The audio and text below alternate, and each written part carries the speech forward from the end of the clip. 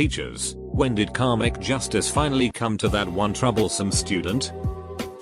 I interned in a class with this kid who always thought he was smarter than everyone else. He was pretty smart, but not by too much. He always got paired with kids not as smart as him, so he would always be really smug when dealing with them. We learned he got that from his parents. During a parent-teacher conference, his parents praised that boy up and down and thought he was the smartest kid in the school. They built him up as that and they got him thinking that too. Then they went off on my mentor teacher. She wasn't providing him with higher enough education. She was bringing him down. She was terrible. The conference ended when my mentor teacher left the room crying after the verbal lashing. Well, about a week later, there was an event where parents came to watch their children in class. It was to watch them do math games with other students. Well, my mentor teacher paired this smug little bastard with the actual smartest kid in class. The one who was working on more advanced classes after school. The kid got shamed. His parents were so flustered during the event. They were very visibly nervous and upset looking as this kid got destroyed game after game. They left before it was all done and took him out of school for the rest of the day. Not a teacher. But one time when I was in kindergarten, a kid looked me straight in the eyes, bit himself on the wrist, hard, and ran to the teacher and blamed me. That little cunt. They sent me to the principal's office. My mom was called down. I got yelled at and cried. A week later, the kid did it again. And the teacher saw him do it. Felt so good to have the principal apologizing profusely to me, while that little idiot got a mouthful from his parents. I coached middle school football. Some kids have come out of their shell by then. Others have not. But at least most of the early bloomers were jerks to make life hell for everybody. The team's starting halfback was one of those jerks. He gave a defensive lineman hell, and since everybody thought he was cool, they gave him hell right along with him. The D lineman was a big guy but not aggressive or outgoing. Still just in his shell really. He did fine out there because he was a big guy but hardly played to his potential. The little running backs took their Napoleon complexes out on the big guy by running by him and shouting pass every time he failed to stop them. Rather than fight back to make the play, he would just ignore it and line up and try again the next play. One day the whole thing just clicked for the big guy and he started making plays. He learned to get off his blockers and form tackle and attack the ball carrier. It was a cool thing to see. He loved it. When he really started getting into a groove, I started running the jerk halfback right at the blooming D lineman and watched him plant that guy in the ground with a thud every time. It was just getting easier as I made sure they ran the same play at him play after play. Soon, bruised and beaten, the jerk halfback asked, "How many times are you going to run this play?" And I responded, "Once for every time you called him a pass." I had a student that was a real twerp. Always doing things he was not supposed to and purposely causing conflict with other students. He was a daily headache. One day in class he stole a candied pepper from one of Hispanic students and ate it. It was a very hot pepper, not sure of the type. At first I didn't notice cause he is a sneaky kid. He started to sweat and his sweat turned to tears. "I need to go to the bathroom," he cried. My mouth. My mouth. I went to investigate and found out what happened. The karma payback plan was now collecting. And I refused to let him go get a drink and continued with the math instruction in hopes of teaching him a lesson. For the next few minutes he pleaded with me to go to the nurse with tears running down his face. I said I do not negotiate with thieves. He started running around in circles.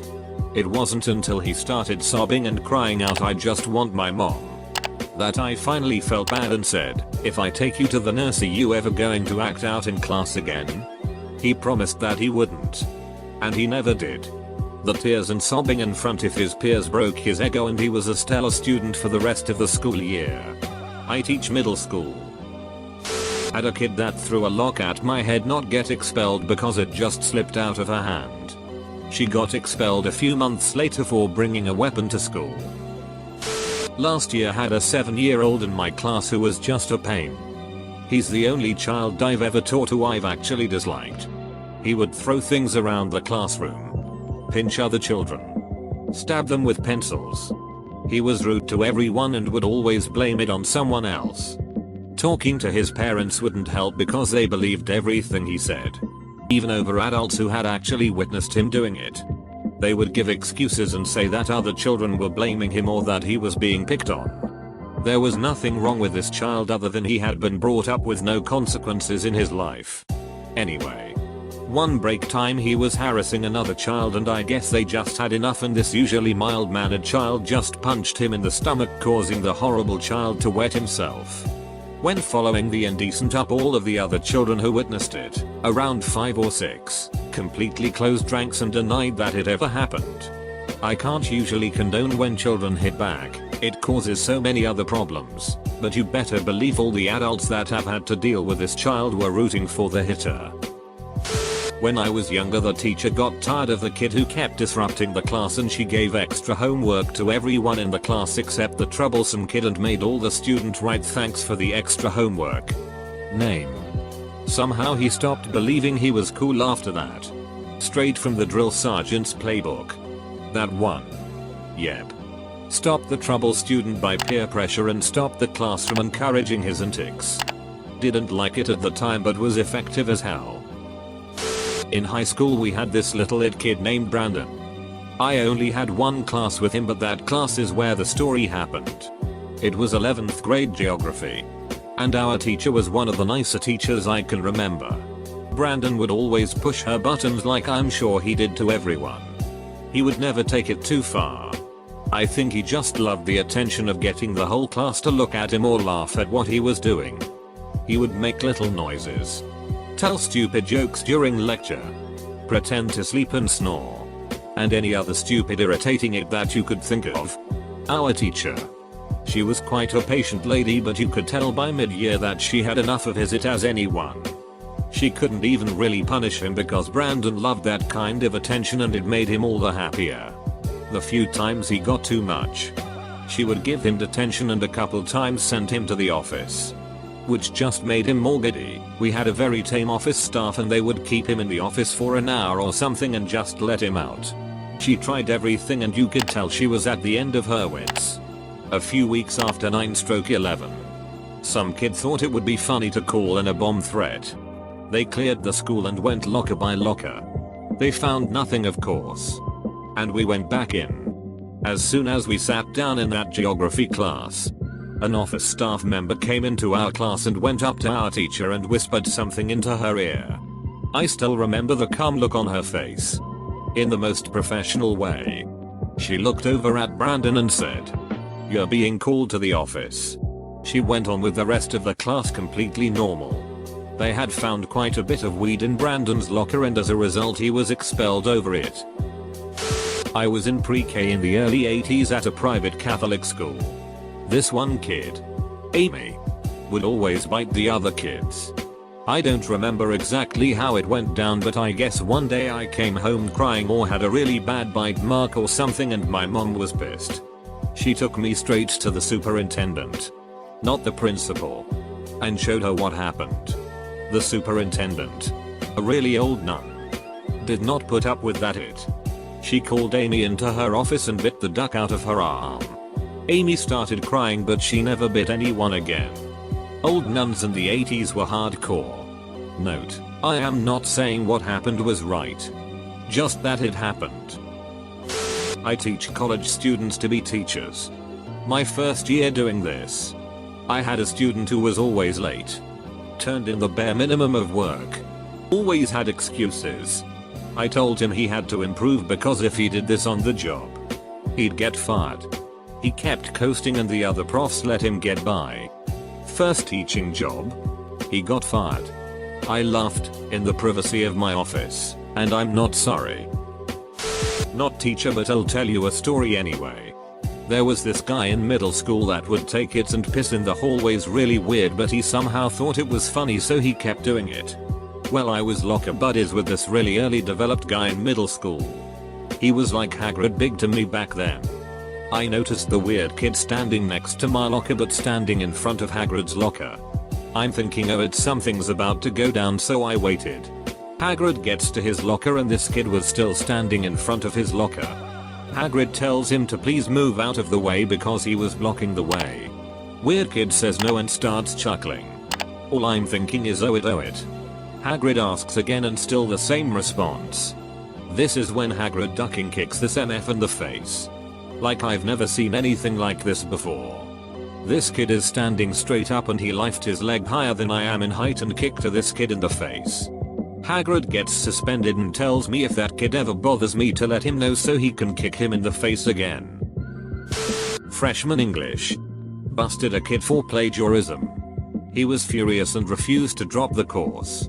I gave him a second chance. And he continued to plagiarize. He was a slimy, smarmy kid who thought I was just a dumb, clueless TA.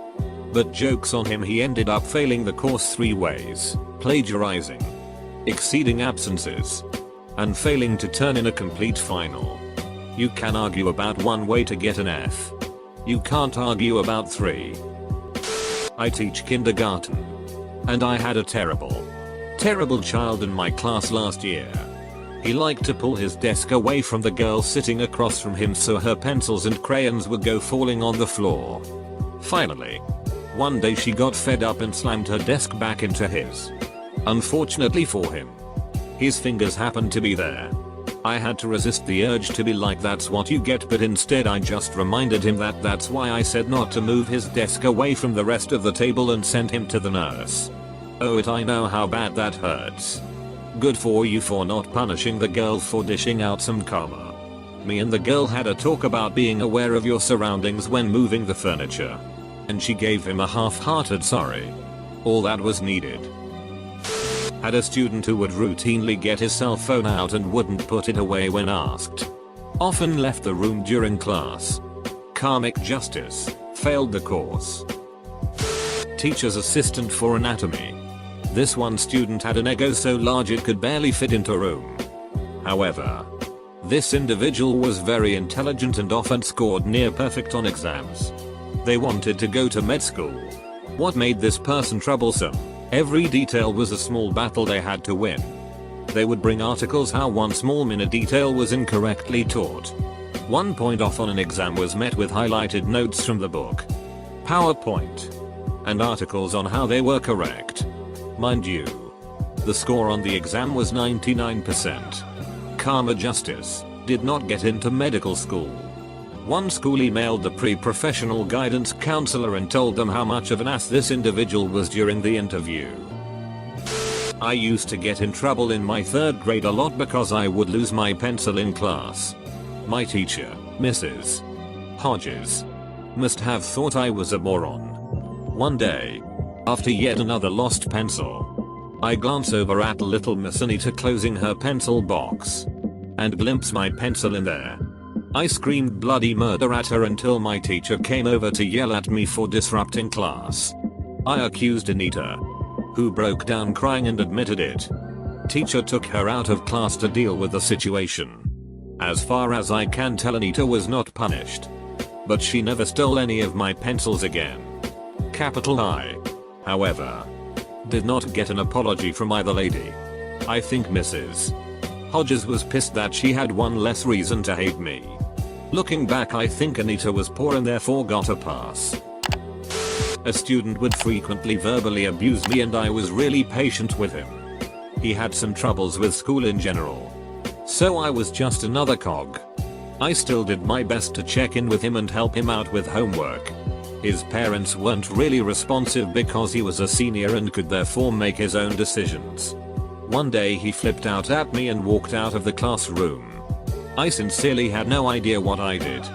He'd gone straight to the dean and told her that I gave him a look.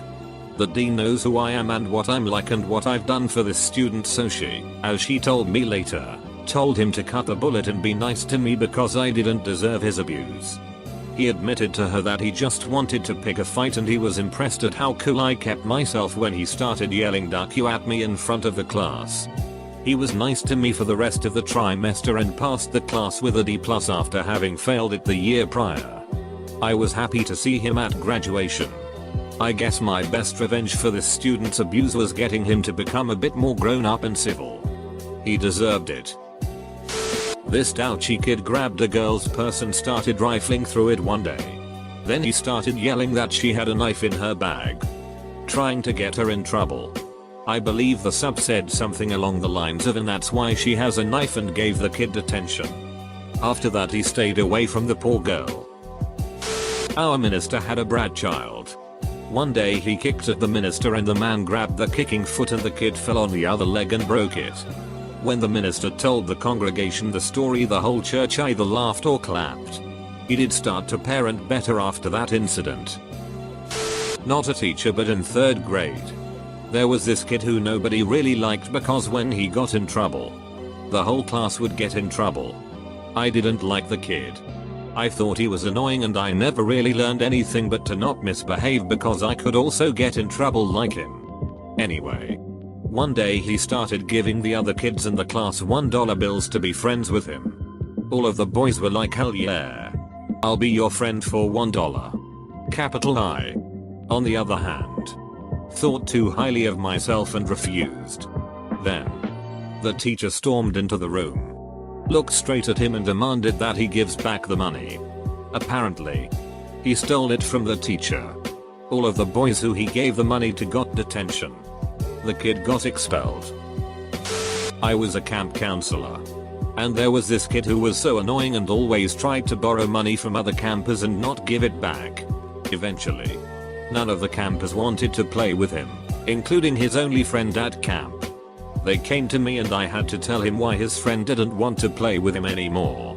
I encouraged him to stop scheming. He didn't learn. But I think social exclusion is enough of a punishment for him. I was teaching music.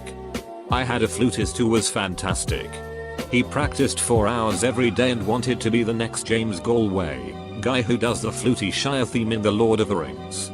Unfortunately, he had an ego the size of Texas. He told the girl next to him, who also wanted to be a professional flutist, that she was abysmal and should just go kill herself. He refused to audition for our local honor band, which was part of his grade, because he refused to lower himself to playing with such talentless musicians. He would bitch about my conducting in class when I wouldn't cue him because I was too busy cueing the low brass who needed help with their entrances, aka teaching. He refused to play a theme from a popular video game at a concert, something that we play to get people to attend because we need that money to keep the program going. It was apparently not artistic enough. Then he refused to show up to a concert because he was embarrassed to be seen performing with his high school band. So he failed band and I kicked that toxic little id out. But he was talented and he wanted to be a flutist. So he auditioned for Juilliard and made it in. This ducker quits before the first semester is over because he believed he was more talented than his teachers. He earned a symphony gig in a very well-known group thanks to a blind audition where he wasn't permitted to talk and reveal how much of a douchebag he was. That lasted 2 weeks before he dissed the very famous conductors conducting and got his ass fired. His career is dead because he couldn't keep his ego in check. And I find it immensely satisfying. 1st grade here. Had a boy that would not stop hitting kids with basketballs. He'd run up and pop the ball right at students. Sometimes he'd toss it real fast and say catch. But most often, he'd just throw it at children on the playground who were completely unaware. This kid seemed like he was trying to knock other children down. He'd laugh his ass off if he saw someone stumble or fall after they were hit by his basketball. After talking with his parents, we told them we'd be taking the gonads away from him until after spring break to see if his behavior improved. As promised, he was allowed to play basketball again after break. But we warned he'd better behave. It didn't take even 5 minutes before he stalked and shot that Spalding special at this poor little girl, knocking her down. She cried and pointed at him, mulch dangling from her hair. "He's mean, Mrs. Misty." I agreed and told her he'd have the basket gonads taken away for the rest of the school year. As I got up and walked his way, he started to bolt. He ran out of the playground, past the sandpit, and onto the basketball court. He maintained eye contact with me, and before I could take another step, A stray ball from a 5th grade game hit the edge of the backboard, bounced off, and hit that little id square in the face. He went down like a sack of potatoes. Of course I ran over to him and made sure he was okay. He may be acting like a little it, but he's still just a child. I called for the nurse since he was out cold. He woke up with me above him and started crying, saying he'd never do it again. Please, I'm sorry. I'm so sorry. I won't do it again. I'll have to wait and see this coming year if karma kicked his ass or not, because he didn't want to pick up another basketball the rest of the school year.